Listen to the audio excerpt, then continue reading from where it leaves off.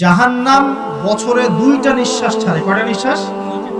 একটা নিঃশ্বাস গ্রীষ্মকালে যখন প্রচন্ড দাবদাহ চলে, ওইটা হচ্ছে জাহান্নামের নিঃশ্বাসের ফসল।